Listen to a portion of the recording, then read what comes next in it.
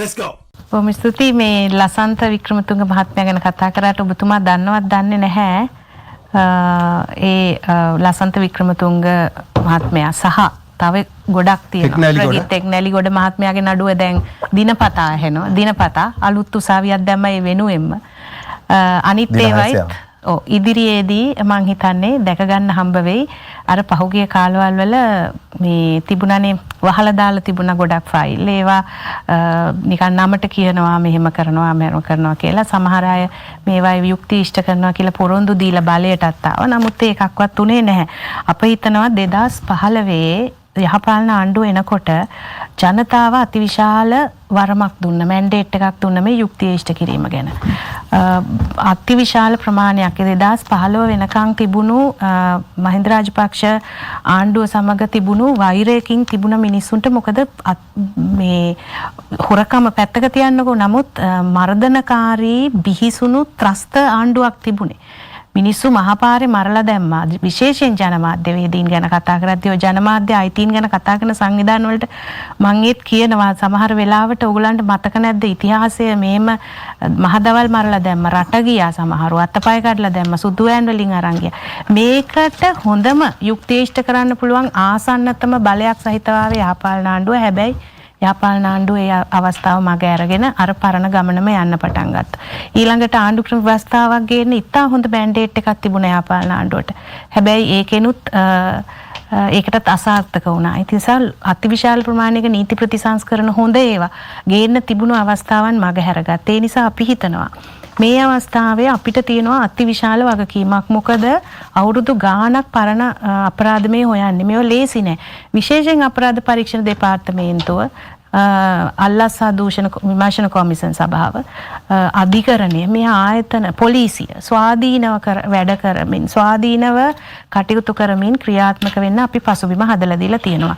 නීතිපති දෙපාර්තමේන්තුවේ නිලධාරී හිඟයක් තිබුණා අතිවිශාල හිඟයක්. නීතිපති දෙපාර්තමේන්තුවේ නිලධාරීන් ගන්න එකේ ඉඳලා ඊළඟට රස පරීක්ෂක දෙපාර්තමේන්තුවේ රස පරීක්ෂක වාර්තා ප්‍රමාද වීම නිසා අතිවිශාල නඩු ප්‍රමාණයක් ගොඩ ගැහිලා තිබුණා. දැන් ඒව ඉක්මනින් ඇහෙනවා. එතකොට මද්ද්‍රව්‍ය අපි දැන් අවස්ථා හදලා දීලා තියෙනවා උසාවියට එන්නේ නැතුව ස්වේච්ඡාවෙන් ප්‍රතිකාර සඳහා යොමු වෙන්න. මේ වගේ අධිකරණ පද්ධතියේම තිබුණු මහා ලොකු ප්‍රමාදයන් ගොඩක් දැන් මේ වෙනකොට නවත්තලා තියෙනවා.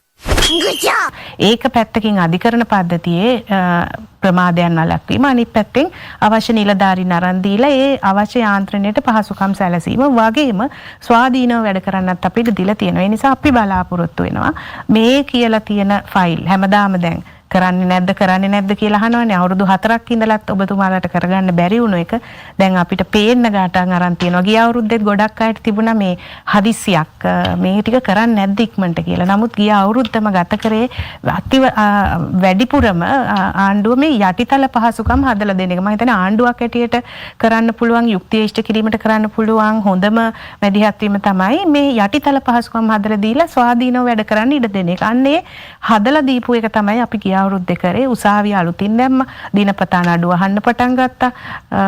ඒ වගේම මේ අවශ්‍ය නිලධාරීන් ගත්ත අවශ්‍ය සම්පත් දුන්න මුළු අධිකරණ පද්ධතිය ඩිජිටලයිසේෂන් ප්‍රොජෙක්ට් එකක් ගියා. මේ ඔක්කොමත් එක දැන් අපිට පේන්න පටන් අරන් තියෙනවා යුක්තිය ඉෂ්ට වීමේ බලාපොරොත්තු මිනිසුන්ට ඇවිල්ලා තියෙනවා. මිනිස්සු හැමෝම දැන් ඒ ගැන බලාපොරොත්තුවකින් ඉන්නවා කියන එකත් කියන්න ඕනේ. Nice. ඊළඟට ප්‍රශ්නේ මොකක්ද මට ප්‍රශ්නයක් ඉදිරියේ ඒ සම්බන්ධ නීති ක්‍රියාත්මක කිරීම. නමුත් මේ භාණ්ඩ හා සේවාවල මිල ගණන් ඉහළ යාමට යම්කිසි මධ්‍යකාලීන සහනයක් ලබා දෙන්න පුළුවන්. ඒ කියන්නේ සතොස වෙනත් ආයතන ඔබතුමීලාගේ යාන්ත්‍රණය හරහා දැන් මේකේ ප්‍රධාන කතාව කියන්නේ මේ හාල් කිලෝ 20ක් දෙනවා මේකත් ලීසින් කැමරේ දෙනවා කියලා මෙතුමුලා මේ ලකන චෝදනා මේවා වෙනුවට වෙන ඊට වඩා ප්‍රායෝගික විකල්ප ගියට පුළුවන්. ඔය මේ ලීසින් කරනවා වගේ කතා ඉතින් ඒවා මේ මාධ්‍ය වලින් කියන මේ මඩ ගහන්න කියන වචන ඒ වචනේ නෙමෙයි. ඇත්තට මේ අදහස් කරේ දැන් අපි වී ගොවීන්ට 120 130 140 වගේ හොඳ මිලක් දීලා වී මිලදී ගත්තා. නමුත් දැන් ඊළඟ අස්වැන්නේ මිල වී කැපෙන කාලය වෙනකොට ඒ ගබඩාවල තියෙන වී නිදහස් කරන්න අවශ්‍යයි. එළියට යවන්න අවශ්‍යයි. ඒ සඳහා ඇත්තටම මොකක් හරි යාන්ත්‍රණයක් අපි හදන්න ඕනේ. එතන තියෙන ඒ යාන්ත්‍රණය ගැන අපු යෝජනාවලින් එකක් තමයි මම දන්න තරමින් ඒ ඇමතිතුමා කිව්වේ. ඉතින් මම හිතන්නේ ඒක මේ නලින්ද ජයතිස්ස මේ අපේ කැබිනට් මාධ්‍ය ඒකට ක්‍රියාත්මක වෙන එකක් නෙවෙයිද? දැන් යෝජනා ඇවිල්ලා තියෙනවා කියලා තමයි කිව්වේ. යෝජනා ගොඩක් ඇවිල්ලා තියෙනවා. එක එක යෝජනා ඇවිල්ලා තියෙනවා. වසන්ත මහත්මයාතුමයි රැස්වීමේදී කිව්වේ අපි දැන් මෙහෙම දැන් තීන්දුව කරලා තියෙනවා කියලා. තීන්දුව කළා නෙමෙයි යෝජනාවක් ඇවිල්ලා තියෙනවා කියලා තමයි කිව්වේ. එතකොට ඒ යෝජනාවක් තියෙනවා. මොකද ගබඩා හිස් කිරීම සඳහා මොකක් හරි සතොසහරා මොන හරි වැඩපිළිවෙලක් හැදීම අවශ්‍යයි.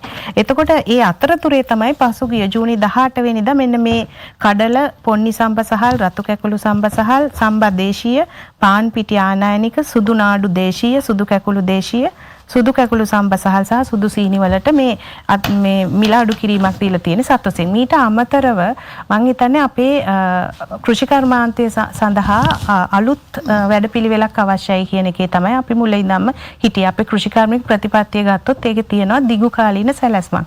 දැන් අද මම අහගෙන කියනවා මේ ලාල්කාන්ත ඇමතුමා කියනවා සැමන් ඉස්සර ඉඳලම අපි හැමදාම කියන කතාවක් තමයි සැමන් පිටරටින් ගෙන්නනවා කියලා අපි කියනවා රට වටේ මුහුද තියාගෙන. නමුත් දැන් අපි සැමන් පිටරටින් ගෙන්නන එක නතර කරා. හැබැයි ඒකයි පුවතක් හැටියට යන්නේ. නෑ සැමන් කර්මාන්තය ලංකාවේ තියෙනවනේ. මොකද්ද? මෙච්චර කල් ගෙන්නුවා. මෙච්චර කල් ගෙන්නුවා. ගිය අවුරුද්ද තමයි ඒක නතර කරේ. දැන් ඔය වගේ තමයි කිව්ව එකපාර පිටරටින් හාල් ගේන එක නතර කරනවා. লীලා තියාගන්න කිව්ව ගේනවා වගේ තමයි. කන පැලෙන්න ගහනවා හරිද? හාල් එකක් කියන්නම් කීරි සම්භාවල අඩුවක් තිබුණ වගා කිරීමේ ඒක පිළිගන්නවා. කීරි සම්භා වෙනුවට ආදේශකයක් පමණයි ආනයනය කර වෙන මොකුත් නෙමෙයි. හැබැයි කීරි සම්භා මේ කන්නේදී වගා කිරීම සඳහා වෙනත් වැඩිපුර වගා කිරීම සඳහා සැලසුමක් හදලා තියෙනවා. ඒක යම් කාලයක් යනකොට ඒ බැලන්ස් එක සමබරව ඒක වගා කරන්න හැකියාව ලැබෙයි කියලා අපි බලාපොරොත්තු වෙනවා. එතකොට ඒ අතරේ එතකොට මුං ඇට රටකජු ඒ වගේ වෙනත් ආකාරයේ වගාවන් සඳහා කොහොමද අස්වැන්න වැඩි කර ගැනීමේ කටයුත්තට යන්නේ කියලා මේ වෙනකොට පරිශන කරමින් පවත්වාගෙන යනවා. විශේෂයෙන් බඩ ඉරිඟු තවමත් අපි බඩ ඉරිඟු ගෙන්නනවා යම් ප්‍රමාණයක්. නමුත් අපි බලාපොරොත්තු වෙනවා අපේ අස්වැන්න වැඩි කර ගැනීමේ නවීන තාක්ෂණය කෘෂි කර්මයට ගෙනල්ලා ඒ අසුරින් අපි කොහොමද මේ කෘෂි කර්ම පැත්තෙන් අපි ස්වයං පෝෂිත වෙන්නේ අඩුම තරමේ අපිට හැම දෙයක්ම වවන්න බෑ. නමුත් වවන්න පුළුවන් දේ අපිට වවන්න හැකියාව ලබා ගන්න මේ වෙනකොට කෘෂි කර්මයට තාක්ෂණයක් හැදවමින් ඉන්නවා. ඉතින් ඒ නිසා මම කියන්නේ මේ අර බඩු මිල අඩු වෙනවා කියන එක වෙන්නේ ක්‍රමිකව. දැන් මේ මොහොතේ තියෙන එක විශේෂ තත්ත්වයක් නෙමේ. මේ මොහොතේ තියෙන්නේ කිසියම් විදිහක අර කෘතිමව ඇති වෙච්ච එළියෙන් ආපු අර්බුදය නිසා ඇති වෙච්ච තත්ත්වයක්. නමුත් අප විශ්වාස කරනවා අර දීර්ඝකාලීන අපේ සැලසුමට අනුව කෘෂි කර්මාන්තය සහ අපේ නිෂ්පාදන ආර්ථිකය ගැන මම මේකත් කියන්නම්. අපි ගොඩක් අය මේ අස්වැසුම සහ ප්‍රජාශක්ති දෙක පාටලවගෙන ඉන්නවා. මම දැක්ක ළඟදිත් මේ කෙනෙක් මේ YouTube එකේ දානවා ලොකු රීච් එකක් තියෙන කෙනෙක් මේ අස්වැසුමයි ප්‍රජාශක්තිය කියන්නේ එකක් කියලා හිතලා. දැන් ප්‍රජාශක්තිය කියන්නේ අස්වැසුම ප්‍රෝග්‍රෑම් එක වගේ නෙමෙයි. ප්‍රජාශක්තිය කියන්නේ අපේ ඇත්තටම අපේ දැක්ම නිරූපණය කරන වැඩසටහන. ඒ කියන්නේ අපේ ආර්ථිකය අපි මේ ඉලක්ක 3ක් දුන්නා අපේ ප්‍රතිපත්ති ප්‍රකාශනය. එකක් තමයි නිෂ්පාදන ආර්ථිකය ඇති කිරීම. අනිත් එක නිෂ්පාදන ආර්ථිකයට ජනතාවගේ සහභාගීත්වය සියලු ජනත කොටස් වල සහභාගීත්වය ඇති කර ගැනීම. අනිත් එක තමයි එහි ප්‍රතිලාභ සාධාරණව සියලු ජන කොටස් අතර බෙදී යාම. මෙන්න මේක නිෂ්පාදන ආර්ථිකය ඇති කිරීම කියන කෑල්ලට තමයි අර කියන ප්‍රජාශක්ති කෑල්ල අයිති වෙන්නේ සහ එහිට දායක කර ගැනීම. එතකොට රුපියල් බිලියන 250ක් මේ අවුරුද්දේ අපි මේක පළවෙනිම අවුරුද්ද එක වසමකට ඇත්තටම රුපියල් මිලියන 2ක මූලික දෙකක් දෙනවා නිෂ්පාදන ආර්ථිකය හදන්න. ඒවා නිකම් පාරවල් හදන්න ඕ එම නැත්තම් යටිතල පහසුකම් වලට වඩා අපි බලාපොරොත්තු වෙන්නේ මේකෙන් සියලු ගම් 14000කට අධික ප්‍රමාණයක් ලංකාවේ තියෙනවා. ඒ 14000ෙම මේ අවුරුද්දේ නිෂ්පාදන කර්මාන්තයට අදාළ ව්‍යාපෘතියක් පටන් ගන්න. එතකොට මේ ව්‍යාපෘති අඳුනගෙන තියනවද? ඔව් අඳුනගෙන දැන් ඒවට අතිවිශාල ප්‍රමාණයක් අනුමැතිය හම්බෙලා තියෙනවා ට්‍රෙෂරි. මොනවගේ ව්‍යාපෘති සාමාන්‍යයෙන් මට එක දෙයක් උදාහරණයක් දැන් මම නියෝජනය කරන කඩුවෙල ආසනේ. කඩුවෙල ආසනේ ගත්තොත් කාන්තා ගොවි සමිතියේ නිෂ්පාදන වැඩපළක් ඒ වගේ. එහෙම නැත්නම් වෙස් මුහුණු කර්මාන්ත ශාලා. ඒක එක අවශ්‍ය අදාළ ගම අනුව වෙනස් වෙන්න පුළුවන්. සමහර ගම් තියෙනවා මම දැක්ක අර කෘෂි කර්මාන්තයට අවශ්‍ය ඩ්‍රෝන් මිලදී ගන්න. එහෙම ඒවත් තිබුණා. මොකද ඒවත් නිෂ්පාදන කර්මාන්තනේ. ඒතර මේ ගම් 14000 ගානටම දැන් යෝජනා මුදල් අමාත්‍යාංශයට ගිහිල්ලා සමහර ඒවා නැවත සලකා බලන්න එවලා තියෙනවා. මොකද පළවෙනි වතාවනේ සමහර අය හරියටම නිෂ්පාදන ආර්ථිකය අඳුනගෙන නැති තැන් තිබුණා. හැබැයි දැන් ඒයින් අතිවිශාල බහුතරයක් අනුමත වෙලා දැන් මේ දවස්වල එහි වැඩ පටන් අරන් තියෙනවා. හැම ගමකම තියෙනවා ප්‍රජාශක්ති සංවර්ධන සභා. ඒ කියන්නේ මේ ගමේ අය එකතු වෙලා තමයි තීරණය කරන්නේ ගමට ඕනේ මොකක්ද කියලා. එහෙම නැතුව මුදල් අමාත්‍යාංශය උඩින් ඇවිල්ලා දාන ව්‍යාපෘතියක් නෙමේ. නිසා ඒකේ ඉන්නවා කාන්තාවෝ, ඒකේ ඉන්නවා තරුණයෝ, ඒකේ ඉන්නවා ආබාධ සහිත අය, එක එක ජන කොටස් ඉන්නවා. සියලු ජන කොටස් වලට ඇති අයට ඇවිල්ලා අදහස් දෙන්න පුළුවන් බිමේ ඉඳලා උඩට ප්‍රජාතන්ත්‍රවාදය ගෙනියන වැඩක්. ඉතින් ඒ නිසා අපි බලාපොරොත්තු වෙනවා අපේ නිෂ්පාදන ආර්ථිකය ඇති කිරීම සහ නිෂ්පාදන ආර්ථිකයට ජනතාව දායක කර ගැනීම කියන දෙකේ මූලික අඩිතාලම අපි දැන් හදලා ඉවරයි කියලා.